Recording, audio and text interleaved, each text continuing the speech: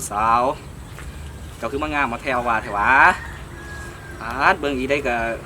สมักแตงโมเลยอ๋อเป็นจะอยากเว้ยโอ้ตายถ้าได้มานี่สิบ่ให้เฮ็ดยังเลยนะเสียให้นอนอยู่เพื่อนเดี๋ยวอ้ายเลี้ยงเจ้าเองตายเบิ่งอีได้ก็มีเต็มงามเลยเนาะอีได้ก็มีดีครับมันกินกันบ่ลงเลย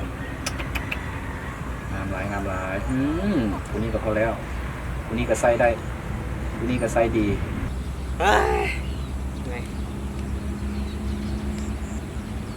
มานี่เงินหามาอีเท่ามันกะหาเห็นจับได้ตลอดว่าเสื่องบอลไหนมันหูเบิดทุกเทื่อโอ้สุกตัวอ่านโหดีเลยมีคนกินเหล่าน้ำละส่วนมันกินเหล่าก็งาเท่านะนี่อะไรมาเป็นแม่ของลูกเด้ตายโอ้ยขักหลายมันเห็ดอย่างวะงึบงับอยู่ขาเลยเฮ้ยมักนี่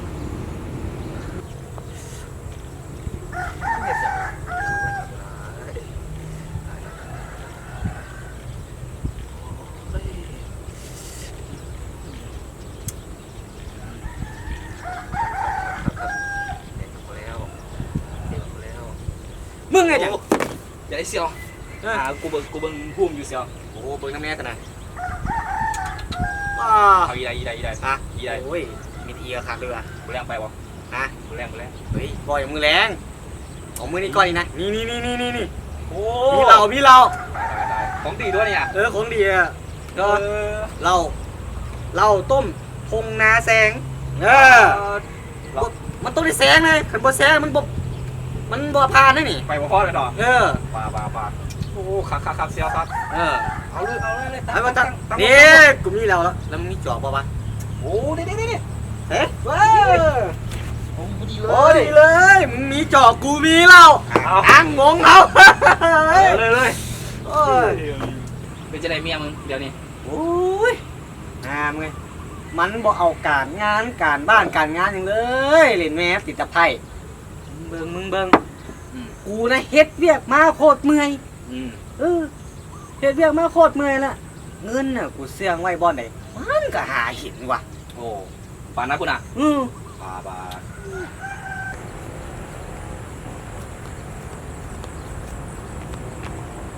เอาเฮ้ยเสียโบได้นะเฮ้ยโบเอาพี่เข้ามาไปก่อนมาอย่างฟังกับกินเหล้ากินจะเว้นแท้เว้ยเอาสักจอกก่อนแม่โอ้ยมาขึ้นรถมาโอ้ยกำลังยากได้ล่ะมาขึ้นไปเบียกมาเมื่อยโอ้ไปไซมานี่เก็บปูไอ้บอสเอาขึ้นมาก็ดีเลยไปเบียกมาเมื่อยนี่ได้เหล้าจากจอกเลยไปก่อนนั่งมาโอ้พอดีหน้าเลยพอดีเลยล่างคอเลยนี่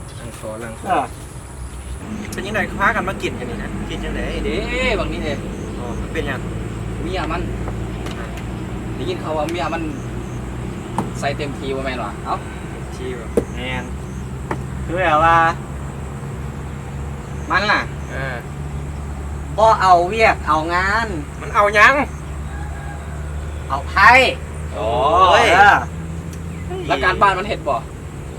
การบ้านมันกับบ่เฮ็ดบ่ได้ใส่บ่ได้แต่หลายดอกอยู่โอ้ยทำบักซุกนี่มือใดสิเอาเมียซุกแน่แหละเอ้ยยังโดนเลยเพราะว่าไปมาไปลินบ่ไปลินไก่ซัวนี่แหละเขามีข้อมีครัวแล้วมีหาน้อยผู้สาวนัด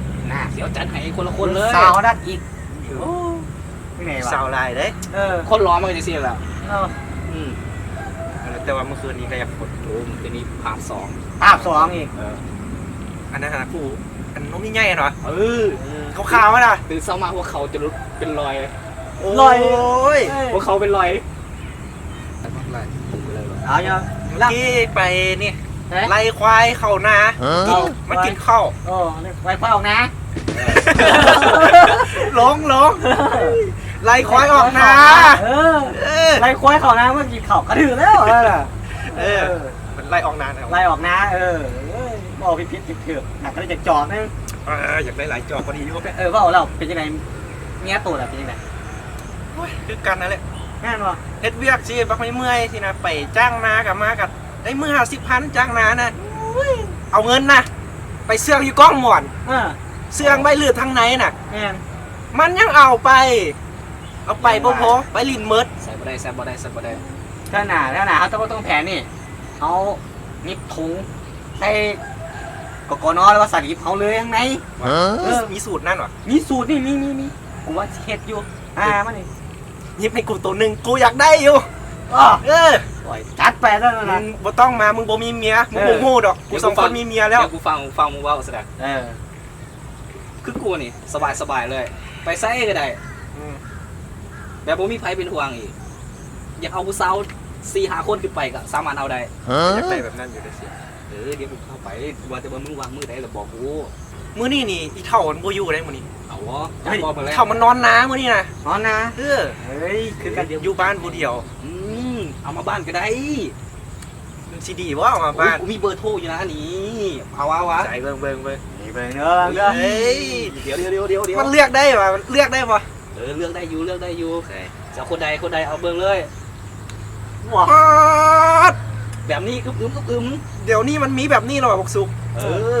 สเปคมึงทางด้านเลย นี่เด้อผู้นี้นะ กูได้มาไหน นี่นมใหญ่ๆขาว ป้าเลยดู ๆนี่ ใคร ไอ้ดีเอาผู้ใด กูเอาอีไล่นี่ ฮะ อีไล่นี่ ผู้นี้ป่ะ อีที่มีไล่นี่นะ เอา เดี๋ยว ผู้นี้ โอเคเนาะ โทรเลยมื้อเลี้ยง โอ้เลย นัดกันมื้อเลี้ยง มือแรง เดี๋ยวไปอาบน้ำใส่สบู่กันนกแก้ว เอ เห็ดต้มหอม ไอ้ต้มหอมใส่ซีดน้ำหอมใส่แล้วก็ไป กูหมอนี่ใส่น้ำหอมกูนะแม่ใส่แต่หินสม หินส้ม ใส่หินสมให้กี่เล่โย เดี๋ยวนี้เขาเจ้าทันสมัยแล้วมาเย็นมากหลาย ใกล้ละเราใกล้สิบเบิร์ละ ทีแรกกูอยากคบบักซุกจังซี่แหละมีผู้สาวมาให้ตลอดโอ้ย คือกูนี่สบายรถกูก็ไม่ขี่ อ๋อ ทุกสิ่งทุกอย่างกูมีหมดทุกอย่างแล้วกูเศร้าเนี่ยโอ้ยกูบนลมมันก็มาหากูเองกูบอก แม่นบ่ คนรอๆกูนี่บัวย่างไปหาผู้สาวนี่ได้ทีเดียวแล้วได้เลย กูยังมีเครื่องมันอยู่เลย แน่ กูไปนามาน่ะ ไปน้ำ ไป มา ไล่ควายออกนาน่ะ อ๋อ เมื่อยควายหลายพวด ฮะ ดูควายน่ะหลายพวด อ๋อ เมื่อยไร คิดว่าโค้ยหลายโพด ควายเลย กูก็ฟังแบบนั้นก็ได้ มันบ่เสียว เอามึงเลยตอนเลย มึงบ่ถามว่าควายยักษ์โตกูอยากฮู้ว่าควายกูหลายปานใด กูว่าโค้ยมีตัวเดียว ตัวเดียวกูสิไล่เมื่อยปานนั้น แล้วก็มี แล้วก็มีตัวนะ300กว่าตัวเลย โอ้ย กูไปไล่ผู้เดียวโอ้ยเมื่อยมานี่แหละพวกมึงเอิ้นกินเหล้าไปไล่ควายมา แล้วควายเขาคือควายมึง ควายกูนี่แหละซ้ำนี่แล้วมึงว่ากูบ่มีควายเลี้ยงบ่ เอามาแก้มเราสักโตดู กูให้3ตัว แบบนี้กูมาแบบนี้ มื้ออื่นเนาะกูให้3ตัวเลย